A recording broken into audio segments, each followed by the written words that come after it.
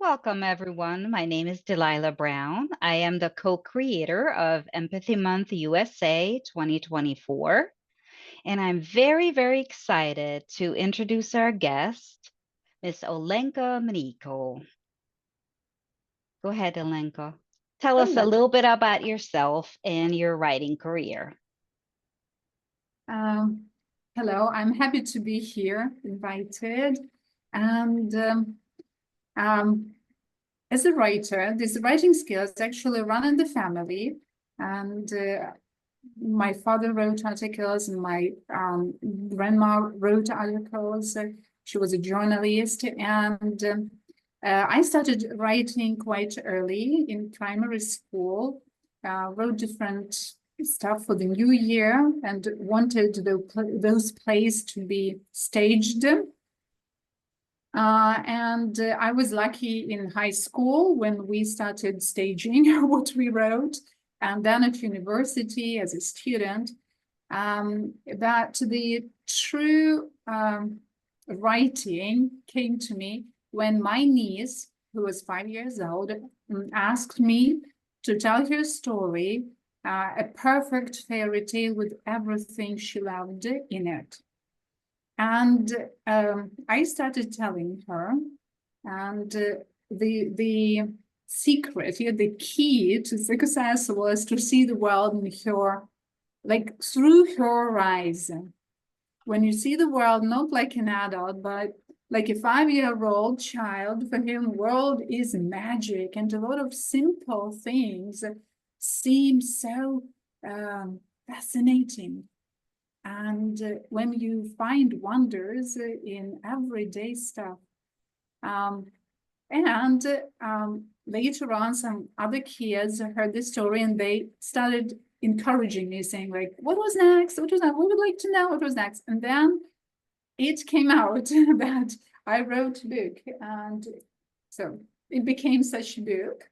This Wow. is my niece, yeah, and this is the artist who made illustrations, created illustrations, and it was such a pleasure to write this book. I would switch into this mode when you feel the world, when the trees touch the sky. I remember this time from my childhood when I saw how trees touched the sky. So, and it's the same, and when everything is magic. And then later on, I also created a strawberry post for those who would like to receive letters, because now people receive emails, and actual physical post is very rare.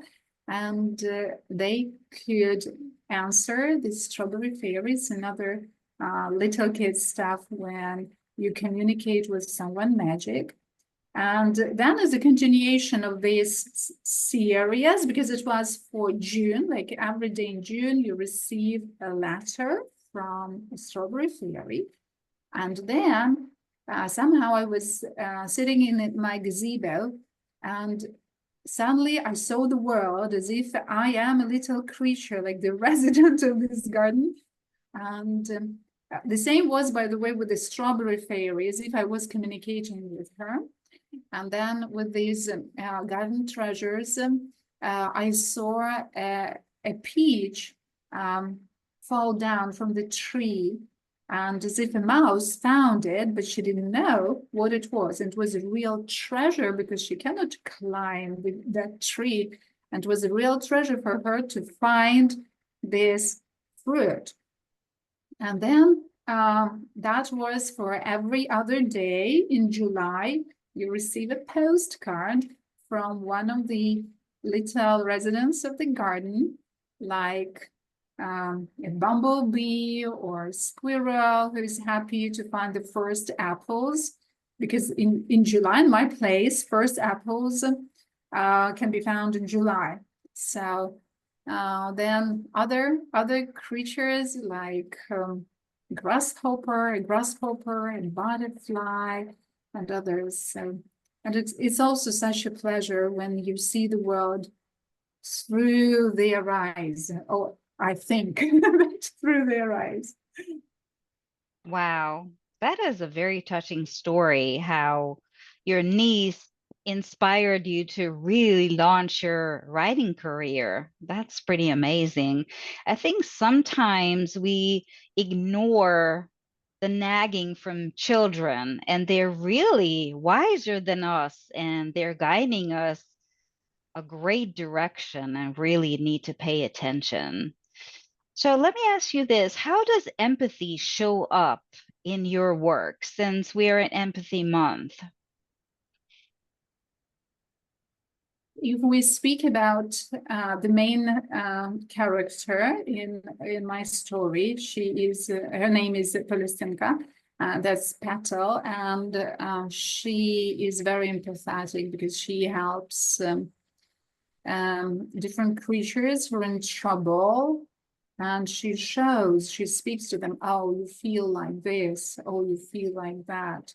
Or she understands, and they give this understanding that you might feel this. Yeah, you might be in despair. She talks to herself that this person might be lonely or whatever. And that was the thing that I wanted to show in my book, by the way, that was the educational stuff in my book. That is to perceive the world as it is, not trying to change it, but try to understand that there are miscellaneous creatures, and you are not to be angry or irritated at them because they are different. That's the main thing there. And my heroine goes through the events, interacting with different um, creatures that are in the world. Also, there are a lot of animals that she interacts with.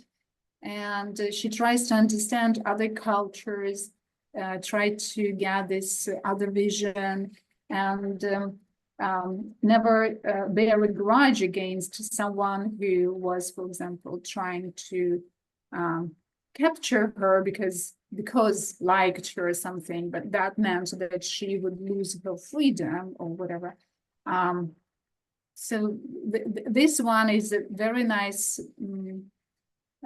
illustration for kids that we are to find a compromise. We are to, although she was reaching her goal, she was going to her goal no matter what, and finally she reached it. She got what she was to get. But it was in a very ecological way, so to say. And she was very empathetic, understanding and helping and sharing and giving support or seeking support from others as well.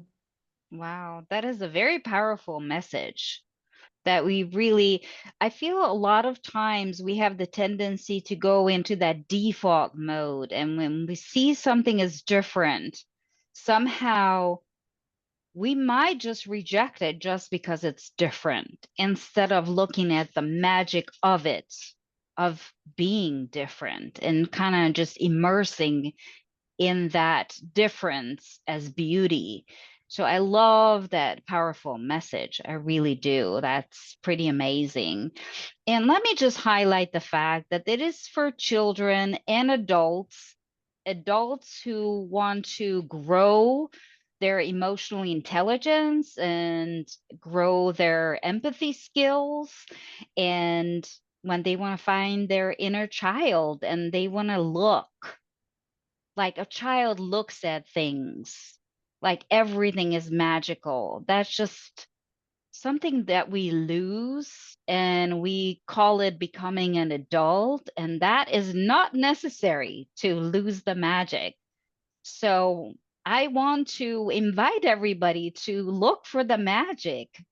Go back and try to be a child and find that magic in everything because it will make you happier. I guarantee that. Is there anything you would like to say about connecting with nature itself, Mother Nature showing up in Garden Treasures, your work? Yeah, it's always that I am inspired by nature, and I remember that I would go from my work. I would walk from my work to my house, and I would walk through the park. And these trees would inspire me, and it's also uh, something that I cannot explain, when you get relaxed, yeah, and you go and you see these trees, and somehow you start feeling this magic world, or uh, you relax, yeah. But it was only a walk, and I remember that once in winter I lacked this energy. I somehow felt this energy. And I lacked this energy, and I went to the flower shop, to the flower store, to get the energy from the flowers, and I didn't get it. I understood that cut flowers don't radiate this Oh, energy. wow. It was Yeah. discovery for me. Yeah, so I then got back to the park where as far as everything was covered with snow and trees were perhaps sleeping or something. So it was only joy and fun that I got, yeah, but not this energy. And once I had a strange, weird feeling. I was working from another part of the city to my house, not through the park, but we have a park that is connected to the woods. And so through this woods part, and somehow felt that something was wrong with the woods. It was suffering. And it Was that like, in Ukraine? yeah, it was like I could feel the pain, but I didn't feel the pain. But somehow I cannot explain how I felt it, and I was even afraid that it was a fire or something, because sometimes it happened, and we would set it. They put it out and would call the fire brigade and everything. But then, when I was approaching closer to my house, I heard, so I couldn't smell anything. I heard the sound of the saw, and the trees were cut down. They called it a sanitary Oh, cutting down of trees, but later on it appeared that actually it was not. It was like called sanitary, but they actually stole 60 oak trees that were 300 years old because they were old or something. But oh, it's wow. like we have it, this ecological crime that cannot be proved or whatever whatsoever. And for me, it was very, still now, I cannot understand how it was possible that I could feel, but I remember this feeling vividly, yeah, that Wow. there was pain. So, and I couldn't hear the sound when I felt it, but tree somehow communicated that to me. Wow. That was a deep connection to nature. And thank you for sharing that story. That is very amazing. What I would like to do as a closing is just show a couple of your slides from the garden treasures. So I'm going to share my screen in just a moment.